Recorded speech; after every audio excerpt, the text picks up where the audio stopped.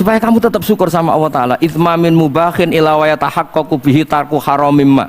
Setiap mubah yang kita lakukan pasti di saat itu ada haram yang kita tinggalkan. Makanya dulu banyak orang-orang soleh yang semalaman tuh guyon sampai pagi.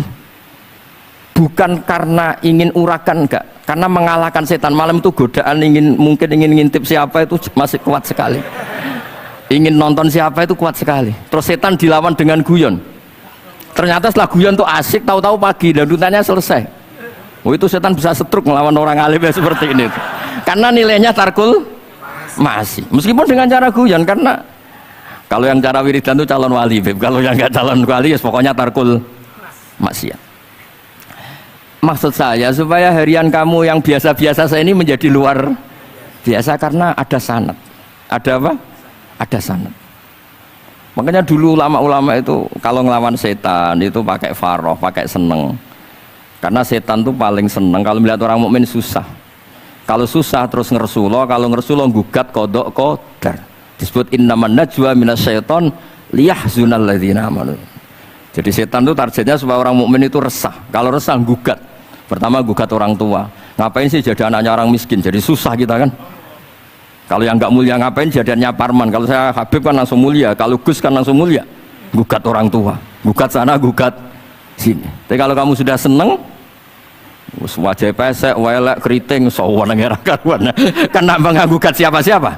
Ya sudah, yang kebaik kul bi fadlillah bi rahmati fa bidzalika falyafrahu. Jadi saya ingin semua itu senang bi fadlillah bi rahmati, yang rileks, yang saya ini kalau nuruti capek-capek. Tadi malam saya di Mbah Mutamakin, tadi pagi hormat Sunan Kudus. Tadi naik pesawat datang mandi langsung hormat. Kalau itu dihitung capek, capek. Tapi kalau dihitung senang ketemu Habib Jintan, ketemu jenengan. Kesempatan seperti ini nggak gampang. Ya sudah selesai. Makanya ini latihan ya, latihan terus. Saya ulang lagi apa, latihan terus supaya Islam itu ada di semua sisi hidup kita. Tuh, saya pernah sering cerita di mana-mana itu. Ada wali itu istrinya cerewetnya bukan main. Wah, itu semua muridnya sudah tak biayai kamu cerai, nanti tak ganti istri yang lebih baik lebih. Nggak mau nyerah alasannya apa? Ini wanita bahaya sekali. Kalau sampai dinikah orang lain, kasihan orang lain dapat musibahnya. Biar saya aja yang ngalami, kata-kata wali itu. Jadi dia ada ingin, makanya ada juga kiai di santri bullying di rumah lain. Santri ini nak pindah pondok, ngerusak pondok uang, mendingan pondok kuai. Jadi di handle. Terus sekarang apa? Di handle daripada ngerusak pondok orang lain, mendingan pondok saya saja. Jadi cerita-cerita seperti ini harus kita kaji, supaya semuanya itu pakai sanad ilmu. Sama lihat di kitab Ihya itu ada bab-bab di Ajaibul Qalb. Apa di bab apa Ajaibul?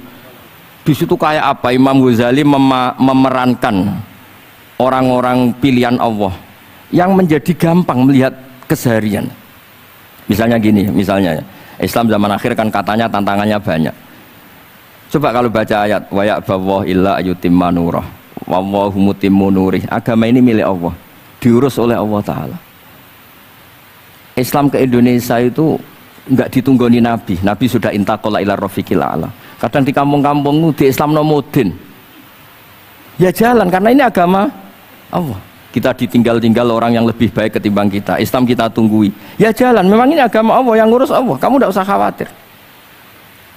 Jadi seneng kita bukan karena dablek, karena yakin jaminan Allah Subhanahu wa Ta'ala. Jangan sampai kamu itu seneng karena dablek, karena arogan, jangan. Karena bidomanillah, yakin bidomanillah wa bikafalatillah. Seperti senangnya Sayyid Abdul Muttalib.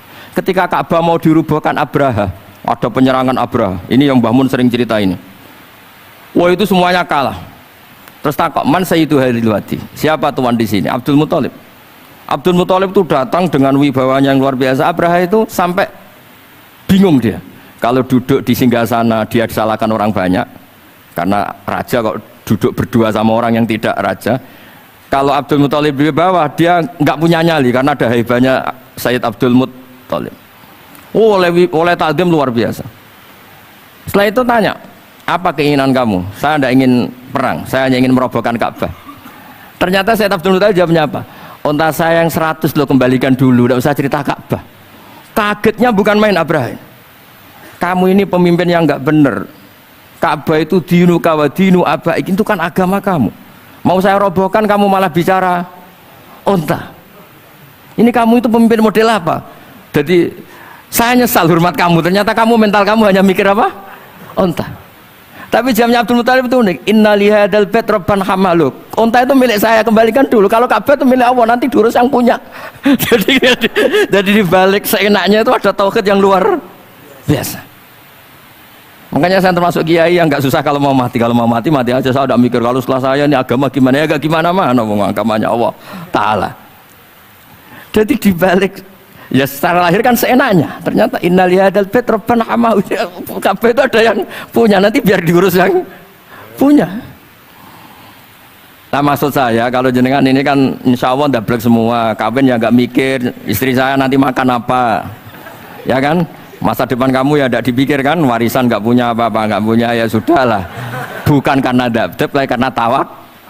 Itu saja pokoknya saya ingin ngomong, pokoknya perilaku Anda keseharian itu jadi energi to'at, ya. Perilaku keseharian Anda ini jadi energi apa? Itu saja. Barokahnya kamu ngaji nopo sanat. Itu dulu ada ulama miskin sekali. Itu tiap pagi datang ke gunung paling tinggi, terus dia duduk itu agak-agak angkuh itu. Siapa yang lebih raja ketimbang saya? Terus ditanya, kamu tidak raja kok merasa? Ukuran raja itu tidak ada yang berani nyurus. Di sini juga nggak ada yang berani nyurus saya. Lu itu sudah bisa syukur sampai mati.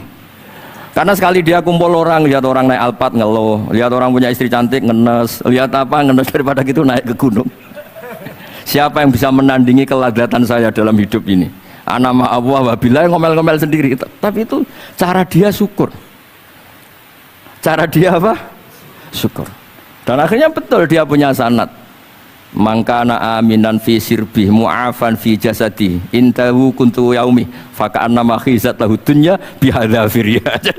Ya sebentar orang itu sehat, ya aminan fi sirbih mu'afan fi jasadi intahu kuntu yaumi faka'anna ma khizat lahu dunya bihadzafiriya.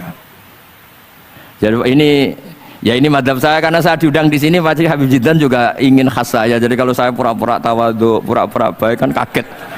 Kenapa Gus Bak sekarang jadi baik kan nanti? Ya ini anggap saja jujur. Ya kok rubah itu. Nggih ngoten mawon mugi-mugi barokah. Assalamualaikum warahmatullahi wabarakatuh.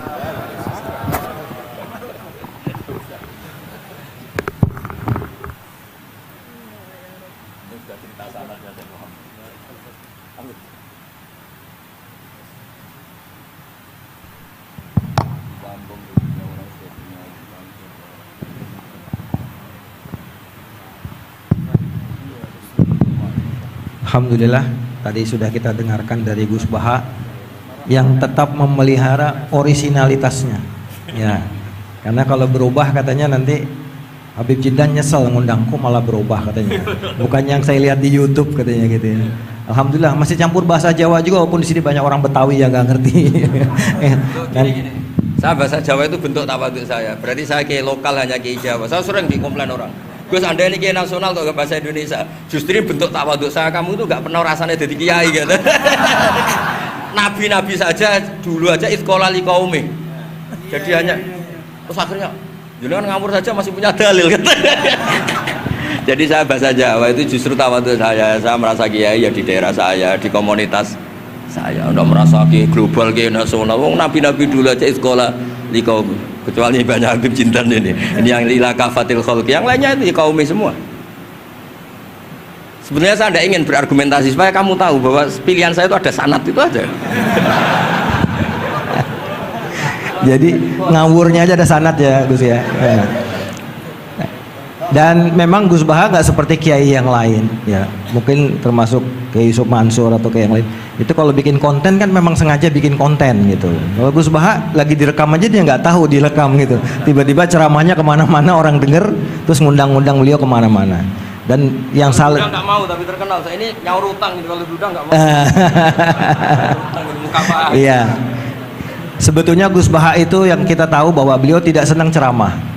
Nah ini pasti benar ya, saya nggak disalahin, bayar utang aja, dan hanya mau diundang kepada dengan orang-orang tertentu termasuk Habib Jiddan ya, karena takziman wa takriman. Nah itu Karena beliau itu nggak mau ceramah, beliau maunya baca kitab. Jadi insya Allah kalau Habib Jindan ngundang lagi baca kitab, insya Allah beliau mau datang lagi. Insya Allah. Kayak Yusuf Mansur Girian besok undang ke Darul Quran. Iya. Jadi ini alhamdulillah kita dengar dari beliau. Tapi nanti insya Allah kita ada tanya jawab. Gak usah khawatir. Ilmu Gus Baha masih kita gali lagi. Dan sekarang kita berikan kesempatan, kita mohon perkenannya Habibana Sayyidil Habib Jindan bin Novel bin Salim bin Janan. Alaihi falyatafaddal.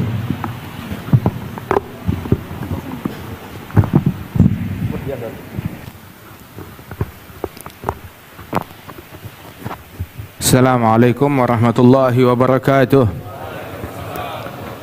Alhamdulillah wassalatu wassalam ala sayyidina Rasulillah Sayyidina Muhammad bin Abdullah wa ala alihi wa sahbihi wa mawalah. Ma ba'd. Kita bersyukur kepada Allah Ta'ala atas pertemuan yang dan kesempatan yang demikian mulia ini di hari yang teramat mulia, di bulan yang teramat mulia, bulan Muharram, di hari Senin dan bertepatan hari Ashura, hari 10 Muharram 1444 tahun sejak hijrahnya Nabi besar Muhammad sallallahu alaihi wa alihi wasallam. Sungguh kesempatan yang amat baik. Alhamdulillah kita berkumpul bersama akhina Kiai Haji Bahauddin Nur Salim. Mudah-mudahan Allah Ta'ala berikan kesehatan, afiat, keberkahan kepada beliau dan segenap para ikhwanina, sahabat-sahabat kami, Kiai Haji Yusuf Mansur, kemudian juga Sayyid Al-Habib Saleh bin Ali Al-Attas,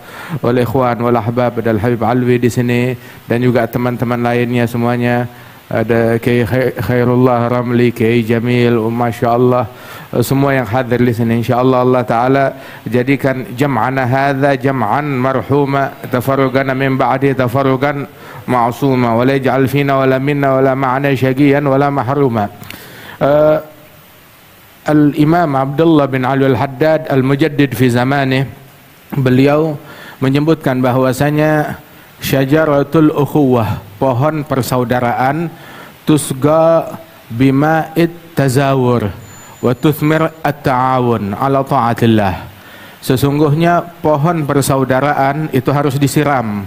Kalau enggak disiram akan mati. Kalau mati maka enggak akan membuahkan, enggak ada gunanya, enggak bakal ada manfaatnya, berujung untuk ditebang. Maka pohon persaudaraan itu harus dirawat. Dirawatnya adalah dengan tazawur, disiram, dengan saling berziarah, saling berkunjung. Alhamdulillah, sebagaimana beberapa tahun yang lalu kita pun juga berziarah ke tempat datuknya Gus Baha di Al-Fakhriyah. Hari ini Gus Baha datang ke Al-Fakhriyah. Masya Allah, min Al-Fakhriyah ila Al-Fakhriyah. Masya Allah. Jadi sebenarnya ya nggak kemana-mana. Kalau ditanya di mana lagi, di Al-Fakhriyah sudah. Masya Allah. Min Al-Fakhriyah ila Al-Fakhriyah. Kemudian juga apabila sudah disiram, dia akan berbuah, dan berbuahnya adalah at-ta'awun ala ta'atillah, saling bantu di dalam mentaati Allah Subhanahu wa taala. Dan perkumpulan yang semacam ini, perkumpulan para talabatul ilm, para pecinta ilmu agama, penuntut ilmu agama, maka ini adalah sesuatu yang disukai oleh Allah, disukai oleh Rasulullah sallallahu alaihi wasallam. Apalagi kita berkumpul ka ikhwah fillah, sebagai orang-orang yang bersaudara karena Allah Subhanahu wa taala. Dan perkumpulan bersama al-ikhwah fillah, bersama saudara-saudara yang dijalin persaudaraan karena Allah, itu merupakan sesuatu yang sangat agung, yang sangat luar biasa. Yaqul al-Imam al-Arif billah Al-Habib Ahmad bin Hasan Al-Attas. Hadha Al-Habib Ahmad bin Hasan, beliau gurunya, beliau adalah sahabat Sayyid Abbas Al-Maliki, datuknya njitnya Al-Habib Muhammad bin Alwi bin Abbas Al-Maliki. Beliau yang memberikan nama. Dulu Sayyid Abbas Al-Maliki nggak punya anak laki, tiap punya anak laki meninggal, tiap punya anak laki meninggal. Hingga akhirnya datang Al-Habib Ahmad bin Hasan, muridnya Sayyid Ahmad bin Zaini Dahlan. Berarti ini adalah agran kepada Syekhana Khalil Al-Bangkalani. ketika jumpa dengan Al-Habib Ahmad bin Hasan minta doa, dia bilang kamu bakal dapat anak, tapi dengan syarat kasih nama, namanya nama kami, yakni Sadah Al-Alawiyin Al-Husainiyin. Beliau adalah Al-Hasani, dan di dalam keturunan mereka itu nggak ada yang namanya Alawi. Alawi kebanyakan dari kalangan Sadah Al-Husainiyin. Kalau kamu mau, maka beri namanya kami. Begitu. Siapa namanya? Alawi. Maka Sayyid Abbas menyetujui, baik, dengan syarat, ya, di usia muda, di usia belia belasan tahun, beliau sudah menjadi pengajar di Masjidil Haram. Di Masjidil Haram zaman dulu yang mengajar orang sepuh semua, 60 tahun, 70 tahun, begitu. Yang 50 tahun mengajar itu jarang. Ini belasan tahun mengajar di Masjidil Haram. Subhanallah, lahir anak dikasih nama Alawi, dan di usia belasan tahun, di bawah 20 tahun itu sudah mengajar di Masjidil Haram. Masya Allah, dengan sertifikat atau persetujuan dari para syuyukh yang ada di zamannya tersebut. Fahakadha hadha al-Imam Al-Habib Ahmad bin Hasan Al-Attas, beliau bilang, ana idza ja'ani al-ikhwan fillah qad taraktu ba'd awradi li'anna al-awrad tuqda wa mujalasatul ikhwan fillah la tuqda. Saya kalau jumpa dengan atau kedatangan orang-orang yang saya cintai karena Allah, majalisus salihin, kumpul dengan para ulama wa salihin, maka terkadang itu mengambil daripada waktu wirid, waktu zikir dan kebiasaan rutinan amalan wirid saya. Maka saya tinggalkan demi ngebelain untuk majelis yang semacam ini, untuk duduk yang semacam ini. Kenapa? Sebab wirid bisa digodok nanti. Tetapi kalau duduk bersama para salihin, ini nggak bisa digodok. Ya kesempatannya cuma saat ini aja. Begitu, nggak bisa digodok. Walidzalik, alhamdulillah atas jalsa dan perkumpulan yang luar biasa ini, dari mana kita berbicara dalam perkumpulan ini tentang perhatian kepada turas dan sanad di dalam keilmuan dari para ulama yang berada di wilayah Nusantara ini. Apabila banyak sekarang ini para muslimin, para penuntut ilmu di Indonesia, mereka menimba ilmu, menuntut ilmu ke luar negeri, ke Timur Tengah, kebanyakan di antara mereka. Maka di dalam kurun waktu beberapa tahun yang lalu, sekitar 50 atau 80 tahun yang lalu sampai ke atas, justru saya tidak bilang para awam dari masyarakat Timur Tengah, tidak, tetapi para ulama Timur Tengah datang ke Indonesia untuk belajar dan berguru kepada para ulama yang ada di Indonesia. Subhanallah. Kalau kita istilahnya, para santri kita pergi belajar ke Timur Tengah untuk mengambil sanad, belajar dan berguru. Tapi di masa-masa keemasan ilmu di Indonesia, para ulama dari Timur Tengah, banyak di antara mereka ketika datang ke Indonesia dan berguru kepada para ulama yang ada di Indonesia. Bukan satu, bukan dua, bukan tiga, demikian banyak. Faminal mutaakhirin, di antara para ulama al-mutaakhirin yang demikian adalah Al-Imam Al-Arif Billah Al-Allamah Ad-Da'i Al-Kabir Al-Habib Ahmad Mashhur bin Taha Al-Habib Ahmad Mashhur bin Taha Al-Haddad. Ada Al-Habib Ahmad Mashhur bin Taha Al-Haddad, beliau adalah rekan atau agran Sayyid Ali bin Abbas Al-Maliki, guru Sayyid Muhammad bin Ali bin Abbas Al-Maliki. Beliau adalah agran Al-Habib Abdul Qadir bin Ahmad, agran Al-Jad Salim Al-Jad Muhammad. Beliau datang ke bumi Indonesia ini di masa itu untuk berguru kepada para ulamanya. Di antaranya adalah Al-Imam An-Nagib Sadah, An-Nagib Lisadah Al-Alawiyah, Al-Imam Alawi bin Muhammad bin Tahir Al-Haddad, yang dikubur di mana namanya, di Bogor. Yang ayahnya juga dikubur di Tegal, Al-Habib Muhammad bin Tahir Al-Haddad. Beliau datang ke Indonesia berguru kepada Al-Habib Muhammad bin Al-Habib Ali bin Muhammad bin Tahir.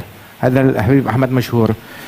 Zakar Syekhana Al-Habib Umar, kalau Imam Ahmad Mashhur bin Taha Al-Haddad ini, beliau aktif giat berdakwah, terutama di wilayah Afrika.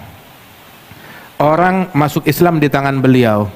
itu kadang di majelis beliau itu masuk ke pedalaman, kemudian sudah beliau membaca maulid di sana, baru mulai baca maulid itu di satu kampung, orang-orang kampung mulai datang berkumpul, dan mereka kebanyakan dari mereka belum kenal Islam.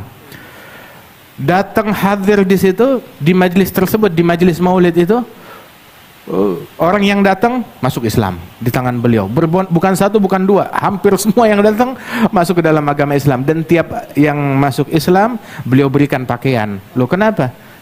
Sebab datangnya nggak berpakaian, telanjang. Di Afrika, artinya berpakaiannya masih sangat terbuka. Tiap yang datang diberikan pakaian dan masuk ke dalam agama Islam, sehingga di hidupnya beliau, di masa hidupnya, masuk Islam di tangannya itu hampir 200.000 orang. Di masa ketika saat beliau meninggal dunia di akhir hayatnya, yang masuk Islam di tangan beliau atau di tangan muridnya 200.000 orang. Habbah idza barakal maula tulagi hubub. Ditelusuri sanadnya, nggak taunya ngajinya di Indonesia juga. Beliau belajar kepada para ulama di Hadramaut, kemudian juga belajar kepada para ulama di Indonesia, termasuk kepada kakek kami Al-Jad Al-Habib Ali bin Abdurrahman Al-Habsyi Kuitang, Al-Habib Ali bin Muhammad bin Tahir Al-Haddad. Bahkan dulu itu ada seorang ulama besar, Al-Imam Al-Habib Abdullah bin Muhsin Al-Attas. Al-Habib Abdullah bin Muhsin Al-Attas kelahiran Hadramaut. Di Hadramaut berguru kepada Al-Habib Abi Bakar bin Abdullah bin Talib, Al-Habib Saleh bin Abdullah. Kemudian berguru juga kepada Al-Habib Ali bin Muhammad Al-Habsyi, berguru kepada Al-Habib Ahmad bin Hasan Al-Attas, berguru kepada para ulama wali-wali besar dari murid-muridnya Syed Ahmad bin Zaini Dahlan. Kemudian datang ke Indonesia, beliau datang berguru kepada ulama yang ada di Indonesia. Di antaranya adalah Imam Ahmad bin Muhammad bin Hamzah Al-Attas, yang di Indonesia beliau punya majelis zawiyah musalla di Pekojan sana, dulu tinggal di Semarang dan Pekalongan. Masya Allah, hingga akhirnya beliau kembali ke Jakarta, kemudian tinggal di Bogor dan wafat dikubur di sana. Termasuk Al-Imam Al-Habib Alwi bin Muhammad bin Tahir Al-Haddad yang kita sebutkan ini, ketika beliau datang ke Indonesia ini, beliau berguru kepada para ulama yang ada di Indonesia, yang saat itu imamnya adalah Al-Habib Muhammad bin Idrus Al-Habsyi. Al-Habib Muhammad bin Idrus Al-Habsyi yang dikuburkan di Surabaya di Ampel. Begitu wafat Al-Habib Muhammad bin Idrus Al-Habsyi, beliau berguru lagi kepada menantunya Al-Habib Muhammad bin Idrus, Al-Habib Muhammad bin Ahmad Al-Mihdhar. Begitu Al-Habib Muhammad bin Ahmad Al-Mihdhar wafat dan meninggal dunia, maka beliau berguru kepada Al-Habib Abdullah bin Muhsin Al-Attas, hingga wafat Al-Habib Abdullah bin Muhsin Al-Attas, dan beliau menjadi rujukan para ulama yang ada di zamannya. Waljad Al-Habib Salim bin Ahmad bin Jindan, beliau memiliki guru lebih dari 360 guru, 360 syekh, lebih dari 300 syekh.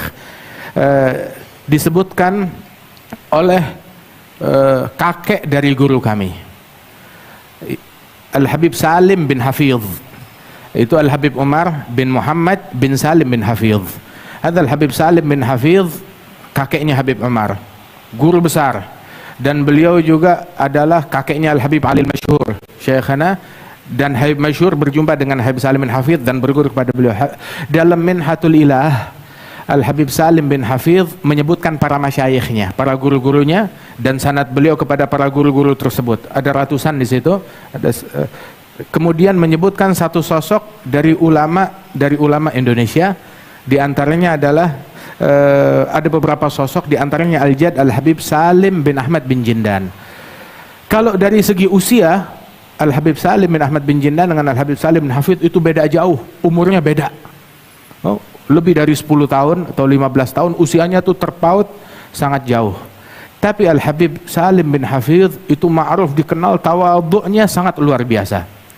Sehingga ketika melihat keilmuan seseorang, beliau nggak segan-segan walaupun usianya lebih muda untuk minta ijazah dan berguru kepada, mengambil sanad kepada ulama tersebut. Dan ini juga disebutkan Al-Imam Tahir bin Husain bin Tahir, Beliau bersaudara dengan Al-Imam Abdullah bin Husain bin Tahir, Tahir bin Husain wa Abdullah bin Husain. Al-Imam Tahir bin Husain seorang ulama besar, wali besar, guru daripada mufti Betawi Sayyid Uthman bin Abdullah bin Yahya. Al-Habib Abdullah bin Umar bin Yahya ketika beliau datang ke Makkah Al-Mukarramah bertemu dengan ulama Haramain, ditanya tentang keadaan pamannya. Siapa pamannya? Paman beliau adalah Abdullah bin Husain dan Tahir bin Husain. Habib Abdullah bin Umar bin Yahya pernah datang ke Indonesia, membangun banyak masjid di Indonesia, dakwah puluhan ribu orang masuk Islam di tangan beliau di Indonesia, dan hingga keadaan beliau itu membuat resah para penjajah, sehingga para penjajah itu mengintimidasi beliau dan bahkan menyihir beliau, menyantet beliau, mengguna-guna beliau. Akan tetapi subhanallah beliau sembuh, sehat begitu, dan tidak terpengaruh apapun daripada fisiknya, kecuali beliau nggak bisa makan apa-apa, cuma bisa makannya susu. Jadi cuma minum susu. Dan di antara sifat wara'nya beliau, sampai beliau itu punya sapi betina begitu, yang dia perhatikan makanannya harus halal, minumannya harus halal. Nah, susunya dia ngambil dari situ. Jadi kemana pergi dakwah ke pelosok, dia bawa sapinya itu. Dikenal Sahibul Bagarah. Sahibul Bagarah Al-Imam Abdullah bin Umar bin Yahya. Hadal Habib Abdullah bin Umar bin Yahya Imam Al-Alawiyin. Beliau ini waktu datang ke Mekah, ke Haramain Syarifain, itu beliau ditanya oleh para ulama yang ada di sana. Ditanya oleh para ulama yang ada di sana an khalihi Tahir bin Husain wa an khalihi Abdullah bin Husain bin Tahir. Maka dijawab oleh Imam Abdullah bin Umar bin Yahya, amma khali Tahir bin Husain bin Tahir ijtama'at fihi syurut al-imamah al-uzma. Terpadukan pada diri pamanku Tahir bin Husain persyaratan untuk menjadi Amirul Mukminin, sempurna. Untuk persyaratan untuk menjadi Amirul Mukminin, dan itu nggak gampang. Paling nggak harus menjadi mujtahid mutlak. Wahakadha, dengan segala kesempurnaan yang dimiliki oleh Tahir bin Husain bin Tahir. Wa amma khali Abdullah bin Husain bin Tahir, adapun pamanku Abdullah bin Husain bin Tahir, takhalla 'anil muhlikat wa tahalla bil munjiyat wa wasfuh ihya wa ziyadah. Beliau telah mengobati dirinya, mensucikan diri dari al-muhlikat. Ihya Ulumuddin ada rubu' muhlikat. Itu beliau sudah selamat dari rubu'ul muhlikat tersebut. Wa tahalla bil munjiyat, semua munjiyat yang ada dalam Ihya itu beliau sudah amalkan dan praktekkan. Dan sifat beliau apa yang ada di dalam kitab Ihya dan lebih lagi. Ihya wa ziyadah. Hadza Abdullah bin Husain bin Tahir. Nah, Hadzal Imam Tahir bin Husain, kakaknya Imam Abdullah bin Husain bin Tahir. Hadzal Imam Tahir bin Husain setiap kali berjumpa dengan ulama, mau itu lebih tua ataupun lebih muda ataupun satu level, dia jumpa dengan ulama, maka dia bersimpuh di hadapan ulama tersebut, dia ambil kitab begitu, mengambil berkah. Biarin saya mengambil sanad, mengaji, membaca satu kitab di hadapan ulama tersebut. Subhanallah. Al-Imam Abdullah bin Al-Haddad beliau bilang, saya tidak mendengar satu ulama pun di lembah Hadramaut, melainkan saya datang kepada beliau untuk mengambil, menimba ilmu kepada para ulama tersebut. Dan tidak ada satu kitab ilmu yang ada di Hadramaut melainkan saya pernah mengkajinya atau dibacakan di hadapan saya, minimal satu kali. Biasanya berkali-kali dibacakan di hadapan beliau radhiyallahu anhu ardah. Alhasil, dalam sanad keilmuan tersebut banyak para ulama datang ke bumi Indonesia ini berguru kepada wali-wali yang ada di sini. Termasuk juga yang kita sebutkan Al-Habib Ahmad bin Muhammad bin Hamzah Al-Attas. Ada Imam Ahmad bin Muhammad bin Hamzah Al-Attas datang ke Indonesia, dia berguru kepada Al-Habib Syekh Boto Putih, Syekh bin Ahmad Bafagih. Dan juga ada satu gurunya di Madura dari Baharun ulama. Subhanallah, dia berguru kepada mereka para ulama wali-wali besar tersebut yang dimuliakan oleh Allah Subhanahu wa taala tersebut. Wal jad Al-Habib Salim bin Ahmad bin Jindan yang disebut oleh Al-Habib Salim bin Hafidh, Habib Salim bin Hafidh dalam Minhatul Ilah menyebutkan di antara guru saya adalah Sayyid Salim bin Ahmad bin Husain bin Jindan ibni Syekh Habib Bakar bin Salim. Al bin Hafidh dengan sama-sama bin Syekh Habib Bakar bin Salim, kita semuanya. Syekh Abu Bakar punya anak 13 laki-laki, semuanya wali, semuanya wali besar. Itu di antara putranya Imam Umar Mihdhar ibni Syekh Habib Bakar bin Salim yang mengatakan la arda wa adna talamizati mithal Abi Yazid al-Bustami. Imam Syekh Umar Mihdhar ibni Syekh Habib Bakar bin Salim, beliau bilang, saya tidak rela, tidak ridha murid saya yang paling rendah kalau kewaliannya seperti Abu Yazid al-Bustami. Minimal harus lebih daripada Abu Yazid al-Bustami. Datuk beliau Syekh Habib Bakar bin Salim bin Abdullah bin Abdurrahman bin Abdullah ibn al-Imam Abdurrahman as-Saggaf yang hidup 700 tahun yang lalu. Syekh Habib Bakar 450 tahun yang lalu wafatnya beliau. Ada Imam Abdurrahman as-Saggaf, itu beliau punya anak laki 13, semuanya wali. Itu Syawah bilang mithlal Junaid asgharhum, anak yang 13 yang kewaliannya paling kecil, paling rendah, itu sekali berimam Junaid. Subhanallah, radhiyallahu anhum wa ardhahum. Mereka punya anak 13, semuanya jadi wali. Kita sekarang hatta yang satu, yang dua, ayo kita rawat, kita didik dengan benar. Al-Walid Al-Habib Naufal itu beliau dapat dari ayahnya Al-Jad Al-Habib Salim bin Jindan. Beliau selalu menasehati, didik anakmu, ajarkan mereka berguru kepada ulama yang bersanad tentu saja, sehingga kalau mereka benar menjadi ulama, maka walaupun kamu bukan orang alim tetapi kamu menjadi bapaknya ulama. Masya Allah, menjadi bapaknya ulama. Subhanallah, alhamdulillah. Ini anugerah dari Allah Subhanahu wa taala buat mereka yang mendidik anak-anaknya hingga menjadi para ulama. Dan di situ Al Habib Salim bin Hafidh menyebutkan bahwasanya Sayyid Salim saya berjumpa ketika mengajar kitab Luma' di Masjid Tanah Abang Al-Ma'mur. Artinya di masjid kajian umum, kitabnya kitab Luma'. Usul fikih, Masya Allah. Haqi Syirazi, Abu Ishaq Syirazi, sahib Muhadzab Tanbih Luma'. Dan dulu menjadi kajian umum di masjid, diajarkannya pengajian umum kitab Luma' di Masjid Al-Ma'mur Tanah Abang, masjid tua di situ. Subhanallah. Kemudian saya mendengar ceramahnya, nasihatnya, dan meminta ijazah kepada Al-Jad Al-Habib Salim bin Jindan, dan juga Al-Jad Al-Habib Salim meminta ijazah kepada Al-Habib Salim bin Hafidh. Kemudian Al-Jad Salim menyebutkan di antara para guru-gurunya, banyak di antara para kiai-kiai besar yang ada di bumi Indonesia ini. Umin ajallihim, di antara yang paling agung, yang paling mulia di antara mereka adalah Syekh Muhammad Khalil Al-Bangkalani, yang beliau pun juga di dalam hadis musalsal biyaumi Ashura, hadis musalsal yang nanti insyaallah akan kita bacakan, itu pun juga beliau merujuk sanadnya kepada Syekh Khalil Al-Bangkalani ini, Syekh Maulana Khalil Al-Bangkalani radhiyallahu anhum wa ardhahum. Kemudian juga beliau berguru kepada banyak para ulama yang ada di Indonesia ini dan menghidupkan daripada sanad keilmuan tersebut. Dan uniknya, ketika kita menemukan sanad para ulama yang ada di Mekah minal mutaakhirin, ditemukan sanad tersebut baliknya kepada para ulama yang ada di Indonesia juga.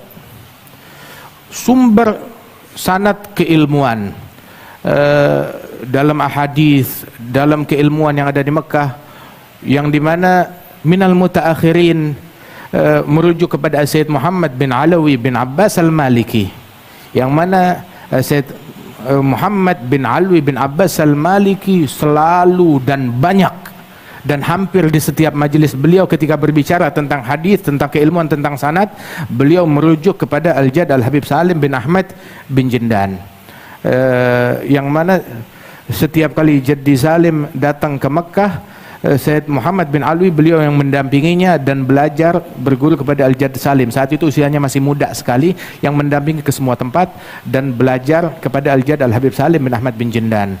Saking dekatnya mereka juga hubungan keluarga kami dengan keluarga Al-Maliki sampai dipersaudarakan antara ayah kami Al-Walid Al-Habib Naufal dengan Sayyid Muhammad bin Ali bin Abbas Al-Maliki, dipersaudarakan antara mereka oleh Al-Jadd Salim dan oleh Sayyid Alwi bin Abbas Al-Maliki. Kemudian juga Sayyid Ali bin Abbas mengambil dari Al-Jadd Salim. Al-Jadd Salim pun juga mengambil dari Sayyid Ali bin Abbas Al-Maliki dan para ulama yang ada di Mekah. Bahkan Syekh Muhammad Yasin Al-Fadani yang berasal dari Padang, tapi menjadi rujukan ulama dunia, musnidud dunia kepada Syekh Muhammad Yasin Al-Fadani, hingga Al-Habib Ibrahim bin Aqil bin Yahya, Al-Ibrahim bin Umar bin Aqil bin Yahya. Beliau pun ketika jumpa dengan Syekh Muhammad Yasin Al-Fadani saling bertukar ijazah. Wal Habib Ibrahim bin Aqil, beliau menguasai sanad keilmuan dari para sadah Al-Alawiyin dan para ulama yang ada di Yaman. Syekh Muhammad Yasin Al-Fadani yang saat itu memang lebih muda usianya daripada Al Habib Ibrahim bin Aqil, tetapi beliau banyak menimba keilmuan dari para ulama, dan dulu para ulama datangnya semuanya ke Mekah. Jadi di situ beliau meraih keuntungan mendapatkan sanad keilmuan dari semua para ulama yang datang ke Mekah.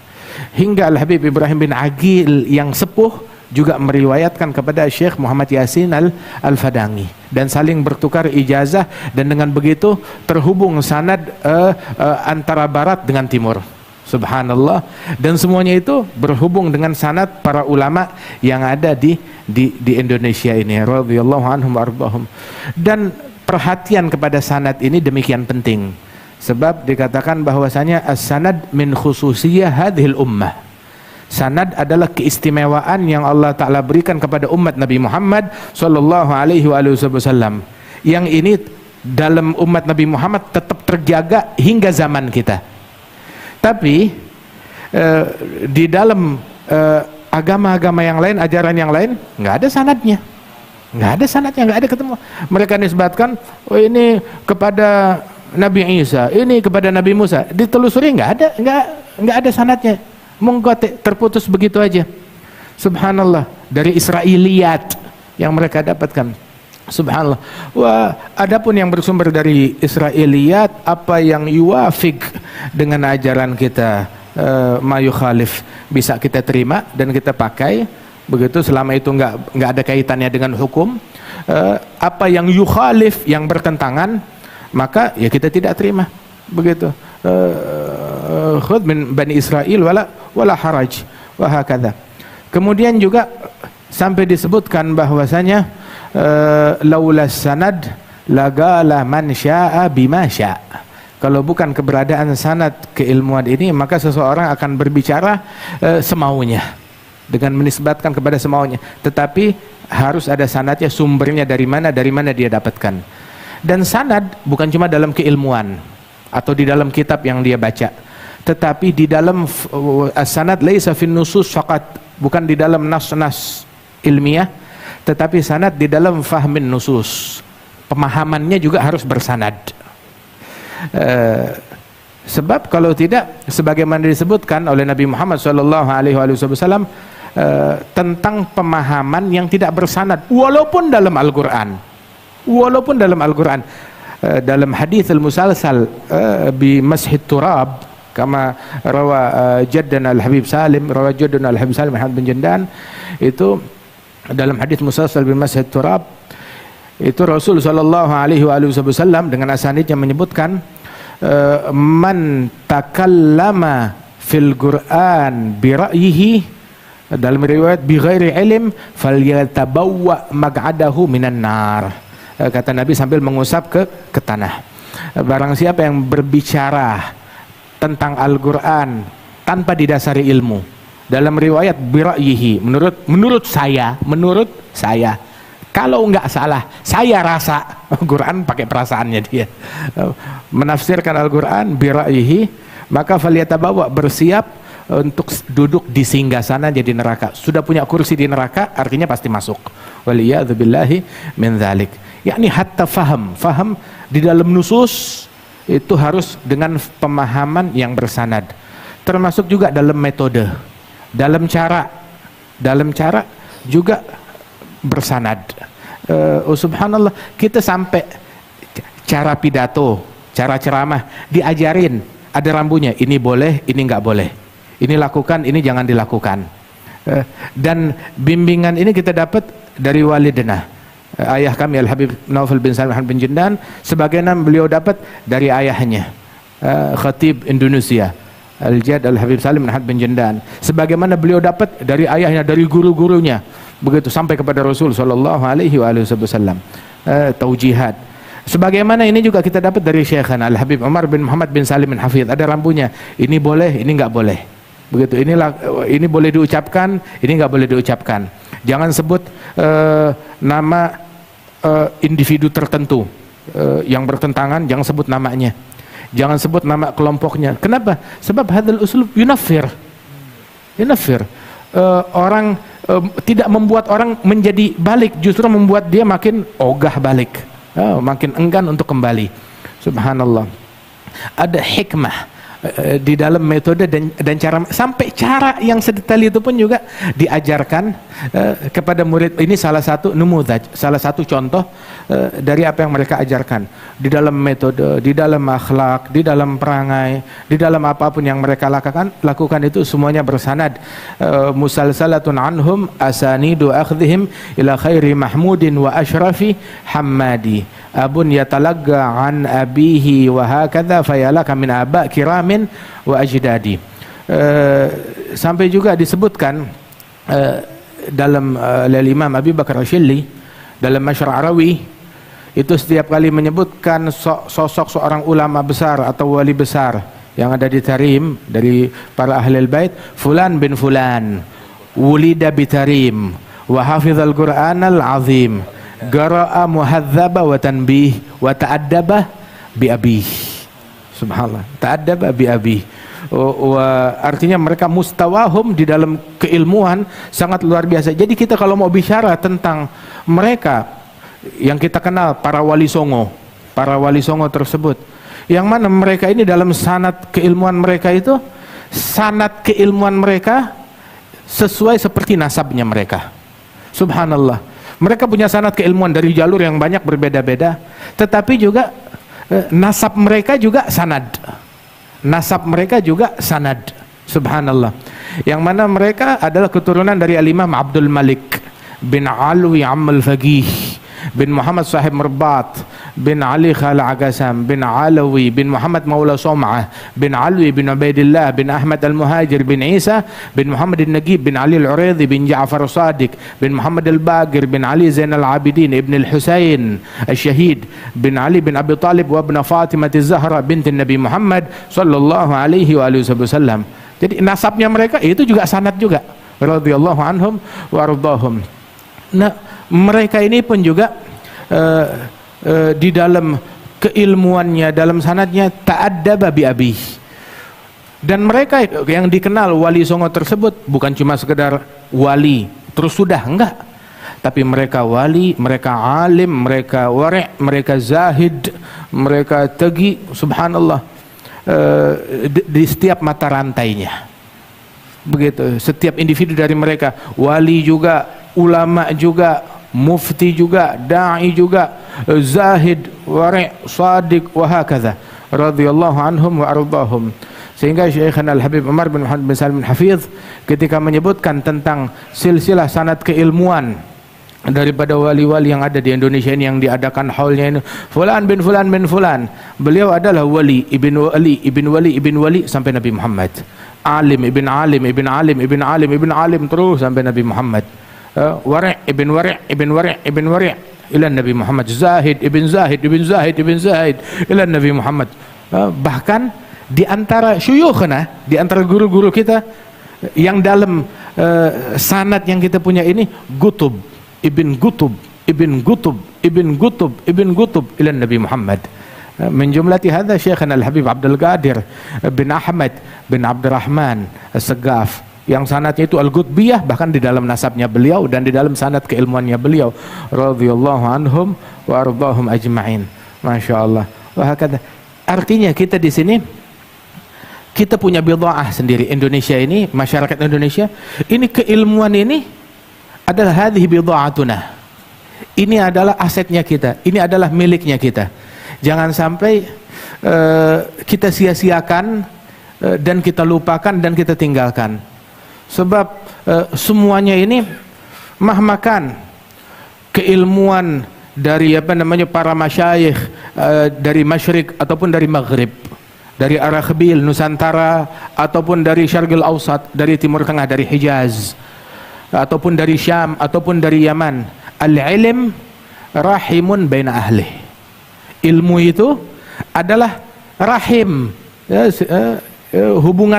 hubungan rahim, silaturahmi antara para pemiliknya. Subhanallah.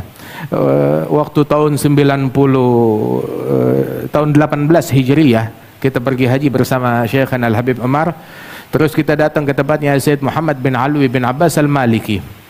Kemudian berbicara tentang sanad para masyayikh Hijaz. Wal Habib Umar juga berbicara tentang sanad para masyayikh Al-Yaman yang dikenal. Hingga akhirnya Al-Habib Umar mengatakan, kami dan Sayyid Muhammad bin Ali Al-Maliki dalam sanad keilmuan kami ini, kita semuanya adalah dari sumber, dari mamba, dari tempat yang sama.